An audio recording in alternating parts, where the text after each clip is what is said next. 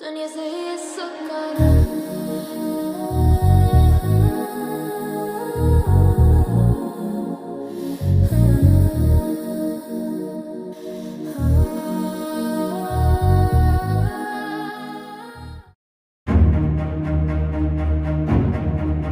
Welcome to another fascinating episode. I have a brother of many talents here today, but today's topic is going to be about the mindset of men, that's a tongue twister, the mindset of men after marriage. So we're going to delve into the psyche of man after he gets married.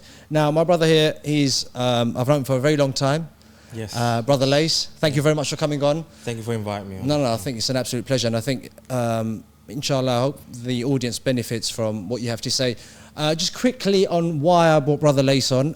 He, as a job, does mediation for couples that are married, and I'm sure he's saved a lot of marriages. So he is credible, and inshallah, he'll talk you through rather, the sort of intricacies of marriage after getting married, rather. So, Lace, the floor is yours. Thank you, like I said, for obviously inviting me. Yeah. I would have preferred you just introduce me as average Abdullah, to be honest. Okay, right.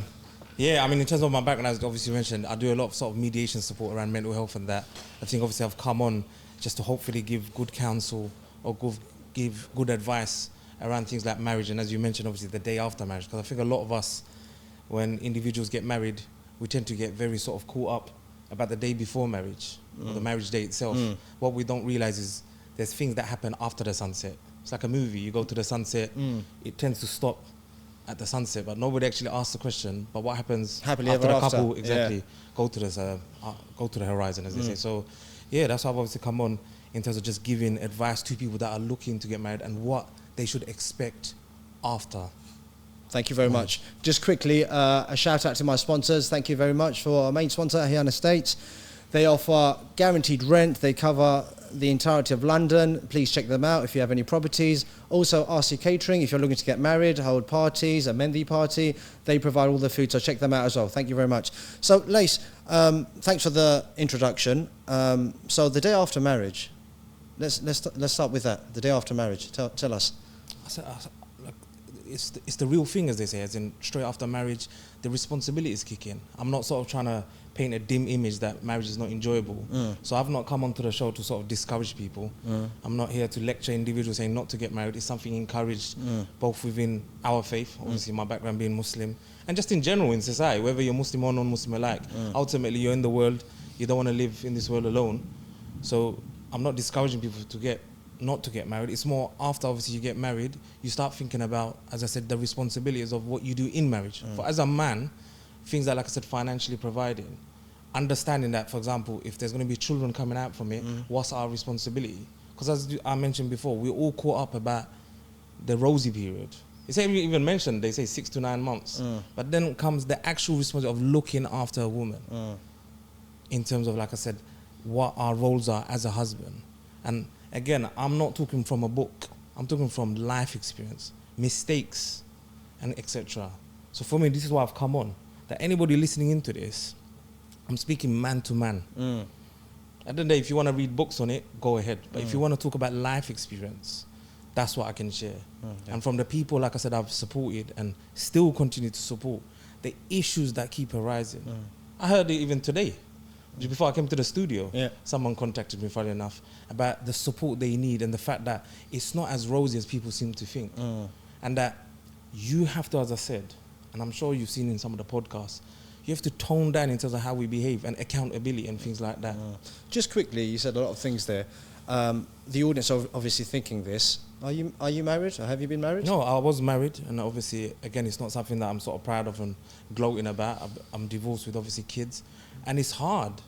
That life is hard, and at the end of the day, I'm trying to sort of, almost like I said, save people from making similar mistakes or things that, in terms of choices.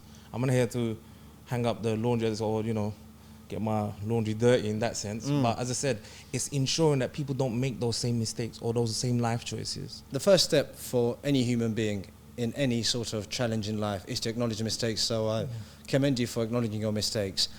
So let me paint the picture here.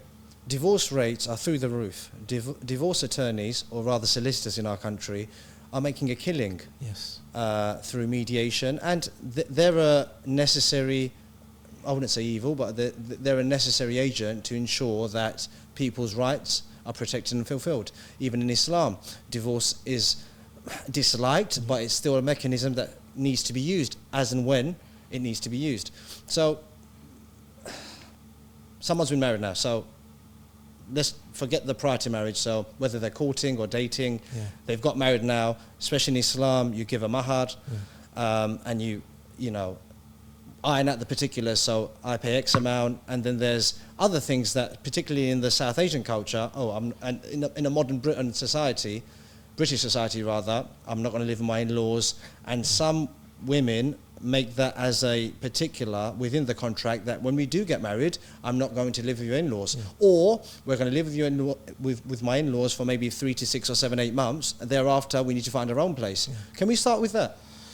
I feel like I said, one of the big issues that I've seen, and like I said, I've spoken to hundreds of people, is the fact that it's like, now look, when I go for a job, anybody that's listening, when you go for a job, you look at the small prints. You look at the salary, what you're going to get paid. And you leave, Yeah. People don't do that in marriage. What they tend to do is they just look at, okay, do you know what, the girl looks like this, the guy looks like this, etc. But they don't actually talk about the small prints, about the fact that prevention is better than cure. Actually find out and learn about marriage. That's what people should be doing. Rather than getting sick, prevent the sickness by actually finding out about, okay, when I get married, let me actually study into what is marriage. When I get married, as I said, it's not just about the sex. Like, I'm going to be very frank, straight to the point. It's not just about that. It's not about just sleeping with the other half. It's about the fact that, okay, do you know what? As I mentioned, you got responsibilities. Can you financially support individuals? Can you deal with the heat of arguments? That's one of the big things I tell brothers, including myself, to take accountability. That it's all good just blaming the other half. Men blaming women, women blaming men. Because I see this in so many places where I go and mediate, where people are literally having gender wars. People are sitting on sofas. It's a crisis, Yeah, having gender wars. But the world is full of men and women. And you can't live without the other. And the world will be a pretty dim place not having the other. That's true. So my point is, get with the program and take accountability. That as a man, what am I doing to hold back my anger? Because you can't control the other individual, but you can control your response. So you're gonna have arguments. The day after marriage, expect arguments, brother. You are gonna have an argument. Don't be sitting there thinking, oh yeah, do you know what, I'm gonna go into a marriage, it's gonna be all good. It ain't all good. There's gonna be arguments, and you need to withhold that tongue. And again, without sounding crass, I think our podcast, we're very focused on addressing real life issues and real life problems, not just skirting around it. So you mentioned sexual intercourse, and I'm going to touch on that, but I want you to, the in-law problem, because we live in modern Britain, and no one wants to live in their, so to speak, mum's or dad. It's actually your dad's house, but we say mum's house, right? I don't know where that term came from. It's your dad that buys the property. It's the dad that owns everything. But your mum's house, that's the common phrase. So no one wants to live in their mum's house, whether you're a boy or a girl, because you want to, as I think I mentioned it in a previous episode, I want to walk around with my boxers on, just my boxers on, right? And when you get to a certain age, there's the haya and the self-respect. You don't want to do it in front of your mum or your sister, etc., etc. So with the in-law element of things, we sort of take our mentality from village culture from back home, even though we were born and bred here. So the element of the in-law situation, and I've heard personally that a lot of marriages are on the cusp of breaking up or have broken up because the boy refuses to leave his parents' house and the woman refuses to accept living in her in-law's house. Tell me about that. That's going to cause issues, and this is what I said about the concept of prevention is better than cure. Okay. Talking about it before marriage, where these are things you should be discussing and putting it on concrete, on paper, as they say. That, you know what, not just have what we call just vague images of, oh yeah, I'm going to move out, etc. Actually having a plan in place. And naturally, as you mentioned, a woman, when she walks around the house, she's going to want to walk around however she wants. Yep. How are you going to, for example, have a romantic dinner with petals on the floor and suddenly mum walks in? Not just that, if you've got brothers in the house, she has to wear a headscarf. Exactly, it's weird, to be honest. And again, I do understand that obviously there are certain times where you do have to look after parents. For example, if you're living in a household where you're the only son, it doesn't mean you neglect parents. But that's where, like I said, I tend to go prone towards Islamic values that, okay, do you know what? You can still look after your parents, but just have another place to live in. Not everyone is as rich, but I personally have friends that have been married and they're perhaps the only son. And when they were looking to get married, the wife or the wife-to-be agreed to live in the parents' household for various circumstances, whether it's the only son of the house, or the parents are elderly and there's no other person to take care of their parents. So the spouse or the wife, before she married, agreed that she will stay with her in-laws. And then 6 or 7 months down the line, she's changed her mind. And she has a right to change her mind. Yeah. So when you say prevention and contract is better than, addressing the problem when it happens, so these brothers will turn around and say, listen, I made it crystal clear to this potential wife of mine that if you marry me, you have to live in my house. No, but that's why, like I said, it might be controversial me saying this, but people need to live with realities. That if you're going to get with a woman, yeah, obviously some women might try and say that they're happy to live with the in-laws, but expect that you at some point are going to have to move out. And it can happen at any point, as you said, because it's a woman's right to live in her own Absolutely, property. yeah, I agree. And that's why I said about the fact that I'm not here in terms of mediating between couples. Yep. You obviously got people where are much more qualified to mediate in terms of the rulings of, someone lied almost in that sense. No, I specifically chose Yeah. you because you deal with pragmatic lived experiences. There's plenty of YouTube channels out there and forums that have scholars in place, but one thing, and there's nothing away from scholars, they're the learned people of our society, but sometimes they sort of don't address the ground. No, but as I said, if I was to problems, get married, for example, now, if I was to get married, Yeah. I would expect to live away. I wouldn't just, like I said, sit there in a rosy conversation, be like, oh yeah, you know what, she's going to live in my parents' house. You should expect to live away. And these are the things you should put in place. And again, I always say this. What about those brothers that, I wouldn't call them simpletons or anything, but take a woman's word as face value that, I'm very lucky, I found a girl that I like and she's happy to live with me and my parents in the household. I think Do you think a lot they're of us, naive? yeah, I think we get duped a lot of the times on both sides. I think women get duped on always believing men, and men get duped. It's because of the rush of marriage. Do we lie to each other? I wouldn't say lie, because that's Okay. obviously a big statement. But we get duped. Like in the sense that we just get overexcited because we want the marriage. But we're not facing realities. Go talk to a 40-year-old man and he'll give you some life experience. So obviously I'm coming towards the end of my 30s, I don't want to say the age, but toward my end of my 30s. So it's life experience. Though what we say in our 20s is not going to be the same in our 30s. Absolutely, The way we think in our 20s is not the same as what we're going to think in our 30s, and same as what I'm going to think in my 40s if I'm still alive. So it's one of those things, as I said, it goes back to life experience, speaking to people that, you know what, marriage is a big thing. And there's as you mentioned, day after marriage. So when you talk about the in-laws, this is my personal view. I think that this whole thing about, not living with the in-laws, me personally, honestly, I see it as you love whom your spouse loves. So I don't have an issue with serving my in-laws. Because, a lot of people sit there and they're like, oh, but you know what, it's not my responsibility, etc., to serve As the a man. in-laws. Yeah, it's like now, a lot of women might sit there and say, oh, do you know what, it's not my responsibility to obviously serve my in-laws, which is true. It's not. But is it her responsibility to serve? No, it's the man's responsibility to serve his parents. Yeah. But me personally, as I said, away from the religious aspect, I don't need a book to go and serve people. In the sense that if I love a woman, I should love what she loves and the people she's close to, meaning her father, All her right, mother. We're from the same culture, right? And I do not agree with this. I think there are balances and boundaries. I think Love don't mean, when I say serve, it don't mean you have to go and, for example, wipe their feet. No, but it means just, good conduct. And it's one of those things, as I said, we are meant to, again, this is me personally, my view, that we're meant to have these, for example, Islamic values, and we preach it a lot of the times, yet we're not implementing the real things in our life, which is, hold on, good conduct. This is my father-in-law. Why can't I just be nice to him? Do I really need a book to tell me to be nice to him? Same with, like I said, making a cup of tea. Do I need a book to tell me? Because what we're trying to do is we're trying to avoid any reason to be good to people. And again, but there's an underlying issue here, and my director behind the camera is going to have words with me afterwards. He's probably giggling now. But I think within our culture, we're from the same culture, right? I am of the position that on both sides, whether you're a woman or a man, you should serve your in-laws with dignity and honor and respect. They're your father and mother-in-law. And in the English dictionary, or the English term, father and mother-in-law is not your actual father and mother-in-law, but the term father and mother is in the word itself. Within our culture, there's a term that some of the audience members may not understand. It's called boitol or boitoli. So when a man goes above and beyond for his spouse's mother and father, they're categorized by our society of being, what's the new word nowadays? Simp or whatever it is, right? And it always ends up funny. The position I'm in is this: you can go and you can give your life to your in-laws, and you should if you can and if they need it.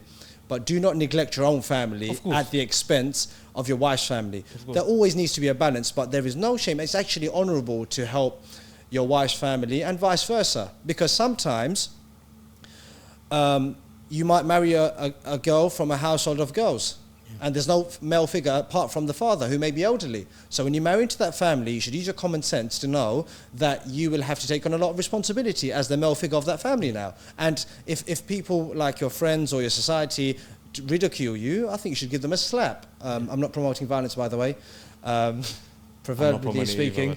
But I think there is no shame or honor in that. It's just sometimes we can't strike the balance where there's some guys that will give their life to their in-laws and neglect their family, and on the other hand, it's complete neglect. It's complete neglect where they say, you know what, how dare you say I need to go and help your mother and father? You should be helping my mother and father. You married into my family. So it's an extreme. It's the balance. It's the balance. What I'm trying to promote is a balance. Yeah. I'm not saying you sit there and serve them to the point where you neglect others and neglect yourself. I'm not saying at any point that a woman needs to lock herself up in the kitchen. I'm not saying a man has to earn all his money and dish it out to his father-in-law, meaning every penny, and make his house broke. But I'm saying there's a balance. And I personally, like I said, from the people I speak to, I don't see this balance in people. So you know when sorry to interrupt you there, you know when you have these couples coming on, how often do they use the in-law problem as a problem? They use it. What's the specific problem? I think the problem is within themselves. What's the problem? So what's the reason? Because Why do they come and say? people are just finding reasons to blame others. Right. Because like I said, I could sit here all day and just narrate problems. But the way I am, I'm solution focused. And it's the same at work. When I work, I'm solution focused. Because everyone knows the problems. So what's the reason they come to you? So for instance, a boy and a girl that are married, they've come to you, you're the mediator, and in-law is the topic of issue. A lot of the time they'll come to me, they'll call me and they'll be like, oh, do you know what, this is happening. The men will contact me because they're like, do you know what, I'm stressed, I'm angry, etc. Why though? Why? What's the reason? In terms of factors within the marriage. No, factors within the in-law topic. So say for instance I'm married and I come with my wife and I say, is one of the examples, oh, she doesn't make my... Yeah, she don't do things in my household, as in she's not doing things for my mum. She's putting my, she's not treating my mum, well and etc. But again, it's about re-educating the brothers, and that's what I do. So what advice do you give at that point? Well, in terms of the brothers. So if the brother comes and complains about his wife not making his dad a cup of tea, or not helping his mum out, or doing the chores... What I tend to do is, firstly, I separate the couple, because I notice when they're in the same room, it gets heated. Okay, so I always individually... then put them into two separate rooms and I speak to them. And as I said, I would give accountability to the man and same to the woman. I'll tell the brother, look, you're telling her to do such and such, but why don't you do it? What are you doing in terms because of that? They're programmed. I'm not scared to say this, right? And the people that know me anyway.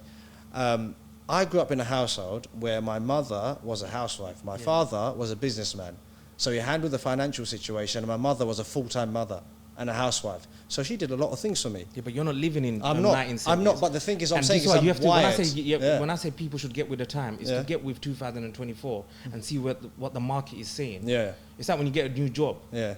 You're not going to stay in your old contract. Sure. The landline you have, the phone line you got, there ain't no 5-day pass no more. No, it's true. You're so right. there's no point of whinging about the 5-day pass. Yeah. So same way, you're now getting with people in 2024. Yeah. The mindsets have changed. Yeah. I'm not saying you have to accept every mindset. Sure. I'm not saying you have to be liberal. I'm not saying that. If people have traditional values, go for it. I'm traditional myself.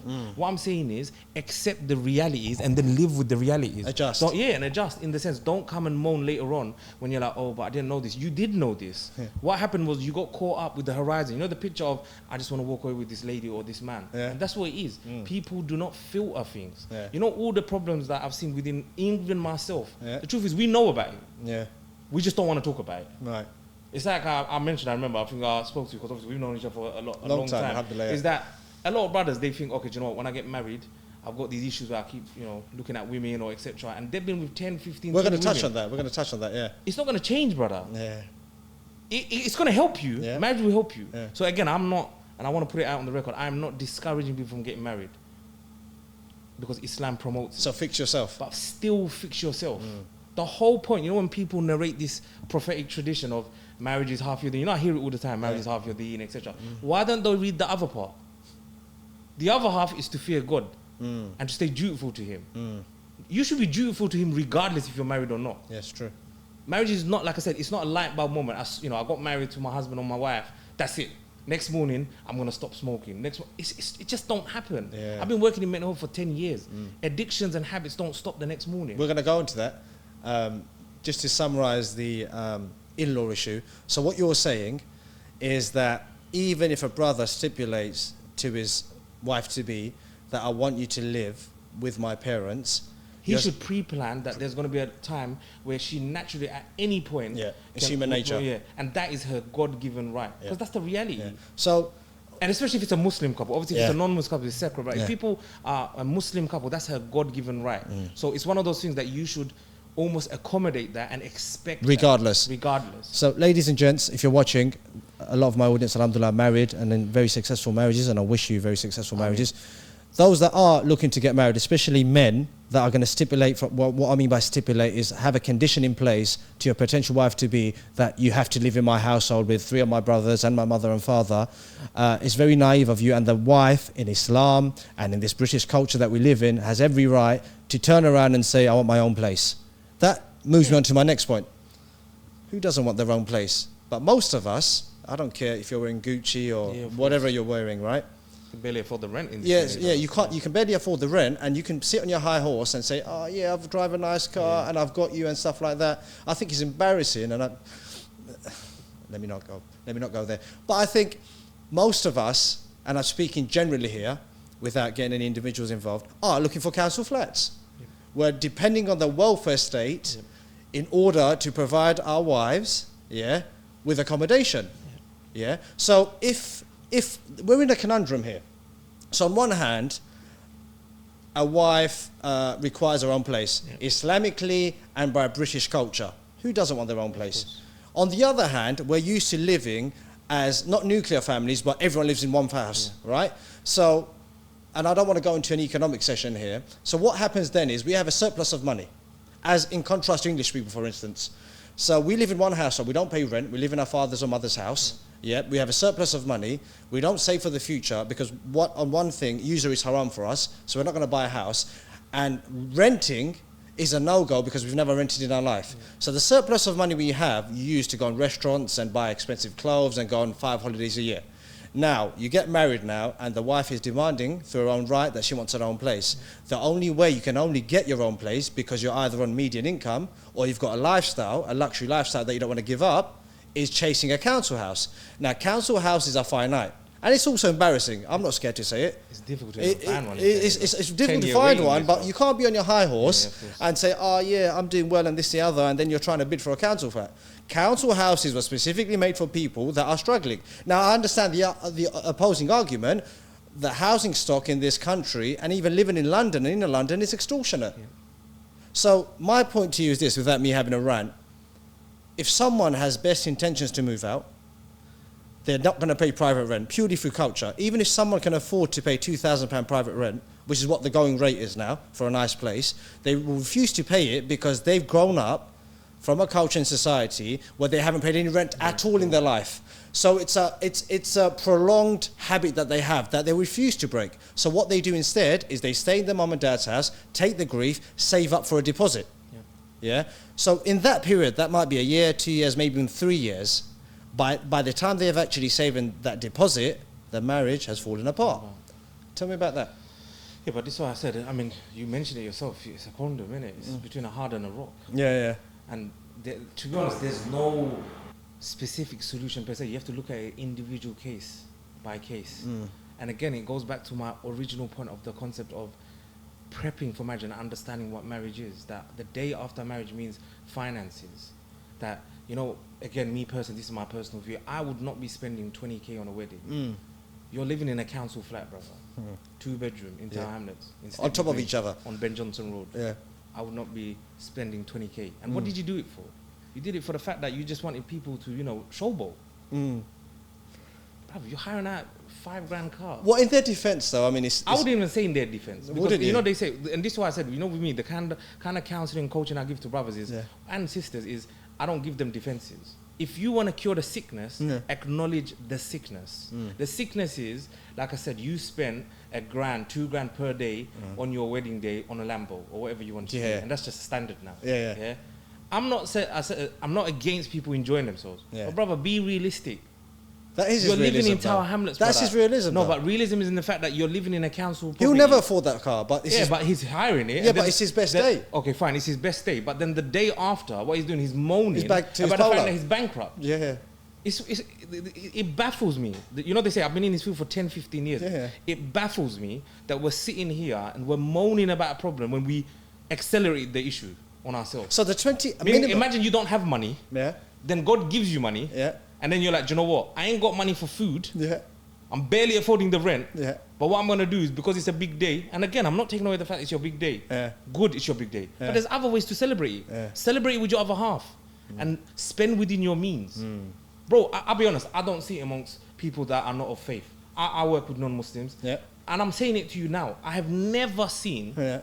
in the 15 years I've been around, Yeah. so many different people from background, including Muslims and non-Muslims alike, Yeah. where they go and spend out of their means. You know, some of our non-Muslim colleagues, they're baffled with you stuff like that.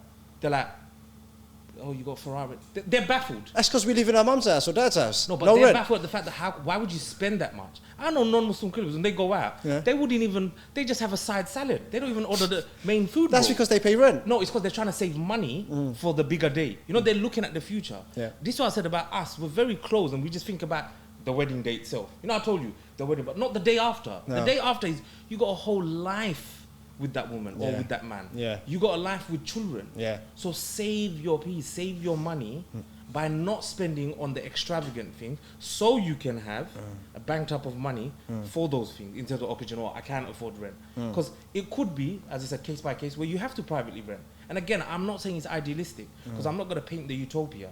The people that It's very hard. go and support Yeah. or I mediate, it's not a utopia out there.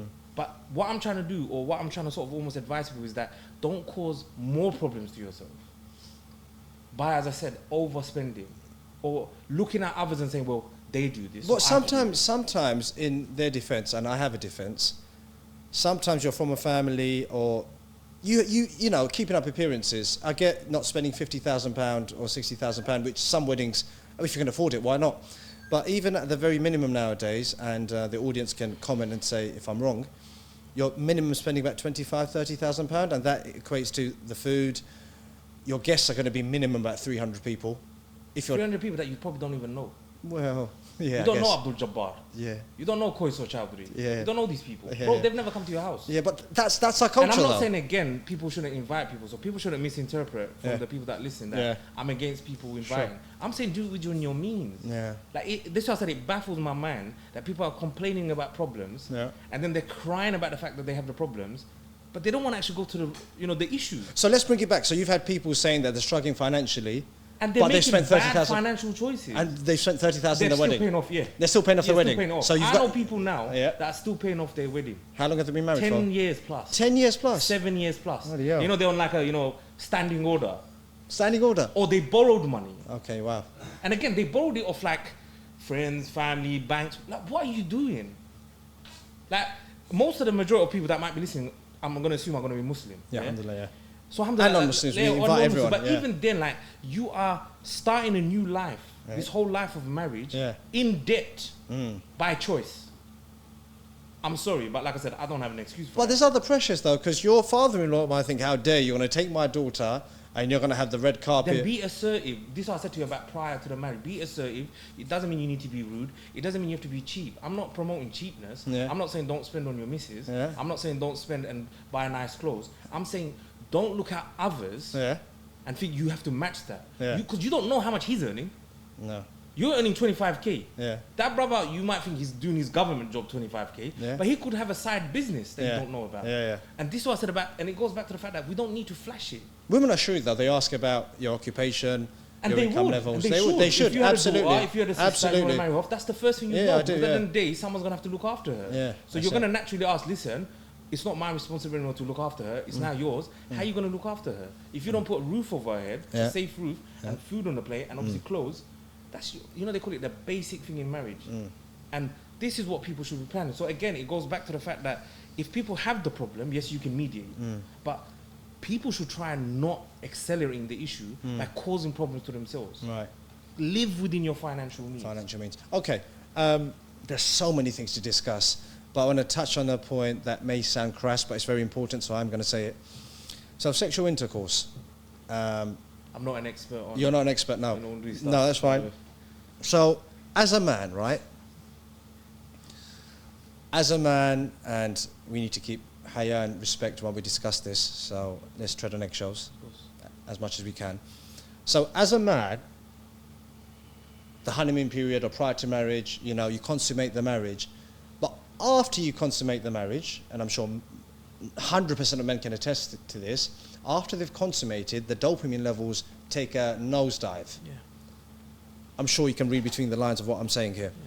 So after the consummation is done and the dopamine's nosedive, those, oh honey, I'm going to get dessert for you and flowers for you and stuff like that. I want you to walk my audience through the psyche of a man, because we can't separate testosterone and consummation from the way he behaves.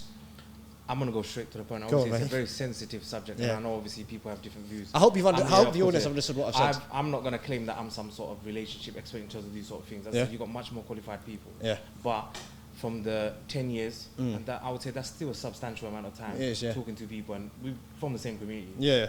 I would say I'm probably in touch with the majority of the community. Yep. And I literally hear problems from all ages. Yeah. Now, when I say about sicknesses, and I was talking about sicknesses, Yeah. that the whole concept of we think that if I have a sickness today, Yeah. by getting married, that sickness is going to be cured tomorrow. Yeah. So if an individual, as I mentioned, and I'm very straight to the point about this, Yeah. that if I, for example, as a man, am dating endlessly, Yeah. and I've been in relationships Prior to marriage. prior to marriage, Yeah. and I've not cured some of the ill within me, Yeah. for example, looking at other people, pornography and all these sort of things. Yeah. Wallahi, marriage is not going to cure it on its own. Marriage is, as I said, a tool to cure the sickness. But that sickness will carry on. And also, some of these expectations that I hear from couples, bro, it's from a movie. It's literally a movie. They're painting an image of that don't even exist. This is why, actually, there's a group on Instagram I know, My Tezkia. Yeah. I feel like they're in a much more better qualified position, and they support individuals around this subject. And that's what people should do. Me personally, if brothers are listening into it, this is what I say, prior to marriage, or even in marriage, you know, they say rectify yourself. Because I actually came into the show Yeah. to advise people of sicknesses or things that we should or shouldn't be doing. And that's one of them, rectifying yourself. And also understanding that a lot of the things we expect is literally a movie. You know, when a brother's like, oh yeah, you know what, I'm bored of my wife, man. You know, And that's what I was addressing. Yeah, The he's boredom. bored. Yeah. It's because he's had the buffet prior to marriage. And I tell you this now, he could get married as many times as he wants, he's still going to be bored. So sickness Man within. is such Yeah. that he always wants more. He wants more, yeah. It's actually a prophetic statement. The sons of Adam, when you give them a amount of gold, they will seek more. That's why in paradise, by the way, every day is better from the previous. Allah knows what he created. And I don't want to go into a religious tangent because I'm not a scholar, but Allah knows what he created. And this is why I edge towards Islamic psychology. Because for me, the person or the being that knows me the most is God himself. Because I believe God created me. Yeah. So he knows my psyche. So he knows I'm going to want more. Bro, look at the watch you're wearing. Allahumma barik. If you have that watch, Oh, no, I I have guarantee a- you it's- see another it's one, a you're going to bracelet. wear. It's a bracelet. You want another one. Yeah. You buy some trainers, you Yeah, want it's true, another you're one. right, yeah. So it's the same. This is what I said about withholding, being content. That you have a wife, bro, you have got a good wife. You got a husband, you got a good husband. Yeah. Don't look at the movies. Yeah. This is what I said, people just look at movies. Some of the people that I've sat with, Yeah. whether it's individually or collectively, Yeah. wallahi, Oli, they are literally quoting movies. I don't even know what they're comparing it to. And sometimes I don't even know what they're moaning about. Like I said, if a brother comes to me now, I don't go and sort of advise them about the obvious. Yeah. I tell them, bro, but what's the accountability in terms of what you're doing? Yeah. And I'll be honest, if Prophet Muhammad peace be upon him, was sitting here, Yeah. that was his mission. To tell the people of accountability. God is not going to ask you about, oh, but you know what, did so-and-so do that? When you stand with him or stand before him, he's not going to ask, oh, Oli, did Lace do such and such? No, he's going to ask, but what did you do though? How did you respond? Yeah. And that's what I said about accountability, that when I have these things of expectations, where are these expectations even coming from? I guarantee you go to in the middle of a village, like for example, you know when you mentioned our parents and that, Yeah. do you know why there was so much success back then? Tell us. Because as much as people sort of scold them, oh, but they were backdated, etc., their expectation was realism. Bro, they didn't go around the village, brother. They kept it with themselves, Yeah. and their expectation was real. And you know, they were content with little. what we do is, you know, they said we got access to stuff. You know, it's like a buffet, like a shopping list, Instagram and all that, social media. So you got hundreds of choices. Yeah. So it doesn't matter what you say. It doesn't matter whether you marry the most beautiful woman Yeah. or the most handsome man for a woman. Yeah. Trust me, you're gonna want more. So it's a sickness. Okay. That's very articulately put. I'm going to delve into that a bit more. So a lot of sisters will say, and it's a common theme, that after marriage, he was so good before marriage, and after marriage, he's completely a different person. I don't know him anymore. And obviously there's vetting to do for that and due diligence. But I think some of it is linked to his sexual desires. And you mentioned that he perhaps had a buffet prior to marriage, and that sickness within himself, if he doesn't rectify it within himself, he will never be satisfied. So I want to go back to the dopamine levels. And I think there's a causal link between dopamine levels after consummation, because we're men, right? And let's just talk about a man's biology here. If a man does things for consummation, right? Without sounding too crass. So after he's done the consummation, the dopamine level drops, and I can make a direct correlation between that and a sister saying, this man, I don't know this man anymore. Talk me through that. Is that hypocrisy? Is he playing a game, or is just something that women need to factor in?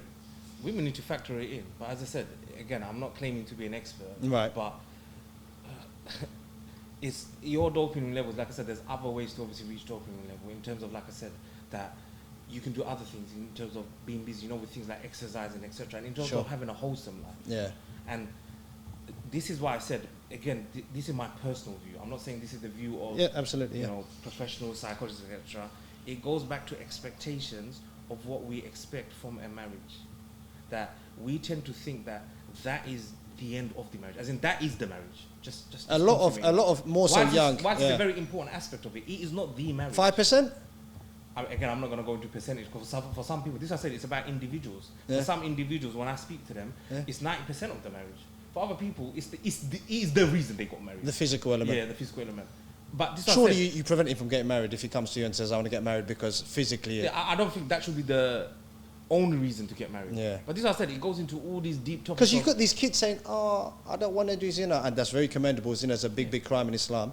I don't want to do zina, but I want to get married. And then I'm going to have an episode on this. And then it's gone in 60 seconds. Yeah, but this is what I'm saying. I think whilst it's commendable in the sense that obviously it's praiseworthy that he obviously wants to do things with But he's not a man yet. But he's still going through puberty. Because marriage, like I said, because remember, we're talking about marriage. Yeah. Marriage has other stipulations. You know, being emotionally available, Yeah. financially stable. Yeah. All of these. And being a good person. Exactly. And what we do is we tend to look at what we, oh yeah, but I got that though. I got the finances in place. Yeah. What about the emotional availability? What means about responsibility? Yeah. About the fact that you need to deal with another human being and his or her emotions. When you wake up from bed, you know, and they tell you, you know, you need to go do this. When you got kids running a tantrum. When you come back from work after a 9 to 5, you got another human being you're looking after, and vice versa. Yeah. So this is what I said, when it comes to what you mentioned in terms of the dopamine and obviously consummation and stuff, I personally think a lot of these things is the fact that what we watch and also the lifestyle that people have had. So for me, whilst there isn't a specific cure, if I was going to marry someone, or if someone does marry someone, they should, you know, when you said about filter, it goes back to filtering. Yeah. That, okay, when you filter someone, reel a filter, because when you said, oh, but women are filtering, I don't think men and women filter. I think a lot of things is we actually think we're filtering. We don't even know what the filtering process is.